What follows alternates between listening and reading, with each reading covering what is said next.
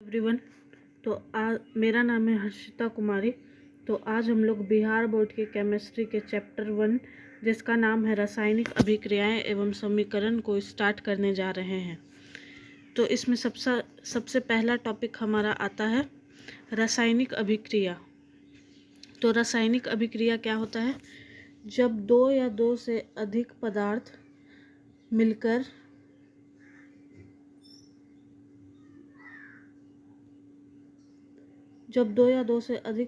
मिलकर किसी नए पदार्थ का निर्माण करते हैं तो इस अभिक्रिया को रासायनिक अभिक्रिया कहा जाता है। मतलब जब दो पदार्थ या दो से अधिक पदार्थ मिलते हैं और नए पदार्थ का निर्माण करते हैं तो इसको बोलते हैं हम लोग रासायनिक अभिक्रिया। जैसे हाइड्रोजन प्लस ऑक्सीजन जल। हम लोग सब जानते हैं कि जल जो है किससे बना होता है? हाइड्रोजन प्लस ऑक्सीजन से, मतलब H2 plus O2 gives H2O। ठीक है। तो अब दूसरा टॉपिक, मतलब रासायनिक अभिक्रिया के बाद दूसरा टॉपिक इसमें आता है अभिकारक या प्रतिकारक। तो अभिकारक या प्रतिकारक क्या होता है? रासायनिक अभिक्रिया में भाग लेने वाले पदार्थ को अभिकारक या प्रतिकारक कहते हैं। मतलब जो रासायनिक अभिक्रिया में भाग लेते हैं पदार्थ, उनको क्या बोलते हैं? अभिकारक या प्रतिकारक। प्रतिफल क्या होता है? रासायनिक अभिक्रिया के फलस्वरूप बने पदार्थ को प्रतिफल कहते हैं। जैसे एग्जाम्पल में देखिए, हाइड्रोजन प्लस ऑक्सीजन। तो रासायनिक अभिक्रिया में भाग कौन कौन ले रहे हैं? हाइड्रोजन और ऑक्सीजन। और इसके फलस्वरूप बन क्या रहा है? जल। तो हाइड्रोजन प्लस ऑक्सीजन हम लोगों का हो जाएगा अभिकारक और जल हम लोगों का हो जाएगा प्रतिफल। ठीक है। आई होप कि आप लोगों को समझ में आ रहा हो। अब इसमें हम लोग कुछ रिमेंबर पॉइंट पढ़ लेते हैं।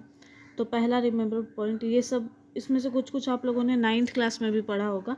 जैसे तत्व को संकेत से सूचित किया जाता है। तो तत्व को किससे सूचित किया जाता है? संकेत से।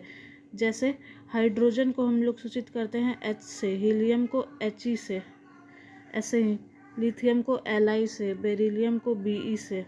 ठीक है। दूसरा इसमें आता है संकेत में सिर्फ एक ही कैपिटल लेटर होता है। जैसे हम लोग कोई भी संकेत लिखते हैं तो उसमें क्या होता है? एक ही कैपिटल लेटर होता है। जैसे हीलियम में H capital E small, beryllium में B capital E small, lithium में L कैपिटल I स्मॉल। तीसरा रिमेंबर पॉइंट है तत्व के सूक्ष्मतम कण परमाणु होते हैं। तो तत्व का सूक्ष्मतम कण कौन होता है? परमाणु होता है।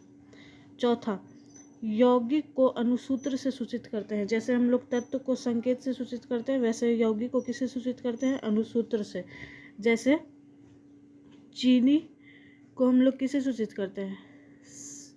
C6H12O6 से। ठीक है। जैसे सॉरी, ये तो ग्लूकोज का फॉर्मूला था।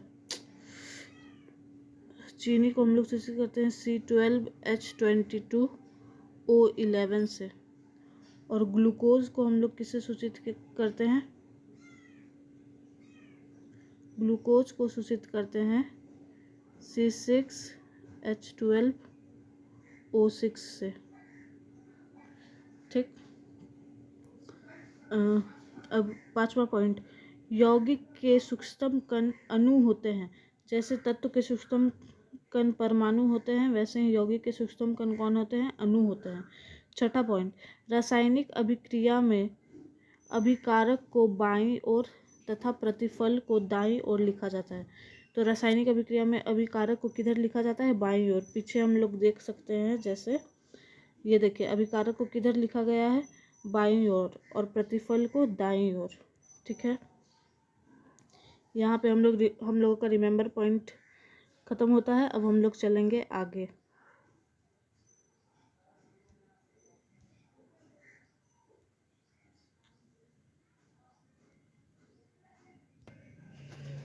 अब आगे का टॉपिक है रासायनिक समीकरण।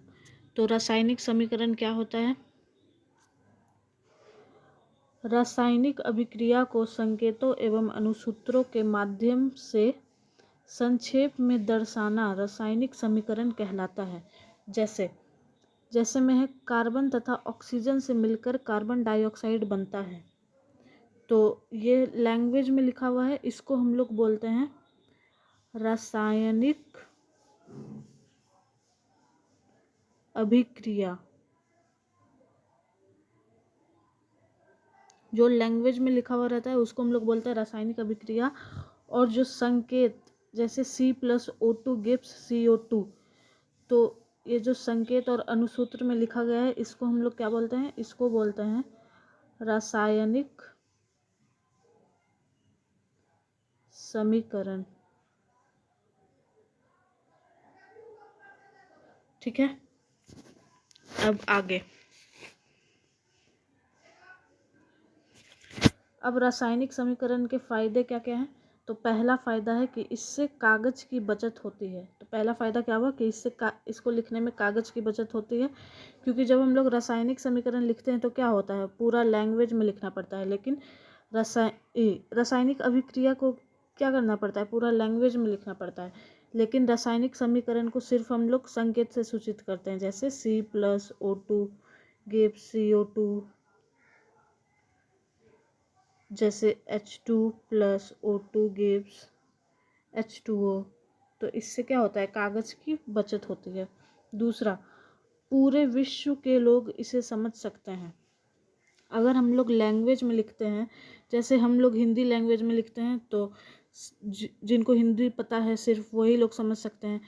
अगर कोई इंग्लिश में लिखता है तो जिसको इंग्लिश पता है सिर्फ वही समझ सकते हैं। और अदर लैंग्वेज में अगर कोई लिखता है तो जिसको जो लैंग्वेज आएगा वो उसी में समझ सकेगा। लेकिन अगर हम लोग संकेत से लिखेंगे तो फिर क्या होगा, कहीं पे भी चले जाएंगे हम लोग, कहीं पे भी अगर संकेत में लिख देंगे तो सब लोग समझ सकते हैं इसे। ठीक है, तीसरा पॉइंट है, रासायनिक समीकरण के द्वारा हम अभिकारक एवं प्रतिफल की गणना कर सकते हैं। तो जैसे रासायनिक समीकरण के द्वारा हम लोग क्या कर सकते हैं, अभिकारक एवं प्रतिफल की गणना कर सकते हैं। जैसे C+O2 गिव्स CO2 में अभिकारक आपको कितना दिख रहा है टोटल, तो इसमें अभिकारक है, अभिकारक की संख्या कितना है, एक तो है C और एक है O2, तो फिर कितना हो गया, O2 2 और एक ये 3, तो टोटल हो गया 3। सॉरी, ये C+O2 ये कितना हो गया 2, एक C और एक O, और ये CO2 ये तो पूरा है, तो प्रतिफल कितना हो गया 1। ठीक है, ऐसे हम लोग अभिकारक और प्रतिफल की गणना भी कर सकते हैं। तो ये हो गया रासायनिक समीकरण के फायदे। अगला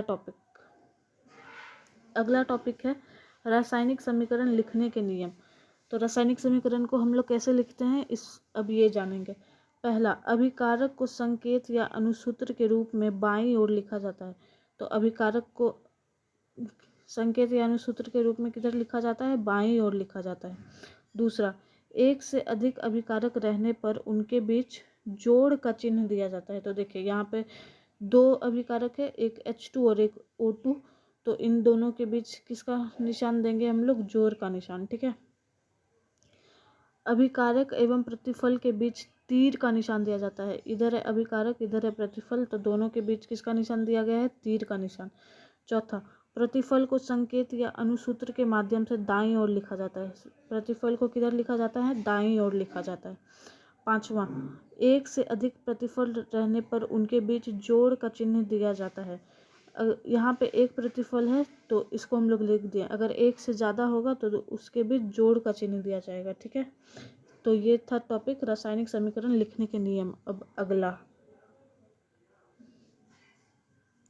अब रासायनिक समीकरण 2 प्रकार के होते हैं। कितने प्रकार के होते हैं, 2 प्रकार के, जिसमें पहला होता है संतुलित रासायनिक समीकरण। तो संतुलित रासायनिक समीकरण क्या होता है, ऐसा रासायनिक समीकरण जिनके अभिकारकों एवं प्रतिफलों के परमाणुओं की संख्या समान हो, उसको हम लोग क्या बोलेंगे, संतुलित रासायनिक समीकरण। ठीक है, तो अभिकारक और प्रतिफल में क्या होना चाहिए, परमाणुओं की संख्या समान होना चाहिए। जैसे एग्जांपल में है Zn plus H2SO4 gives ZnSO4 plus H2। तो इसमें देखिए अभिकारक में Zn की संख्या कितनी है, 1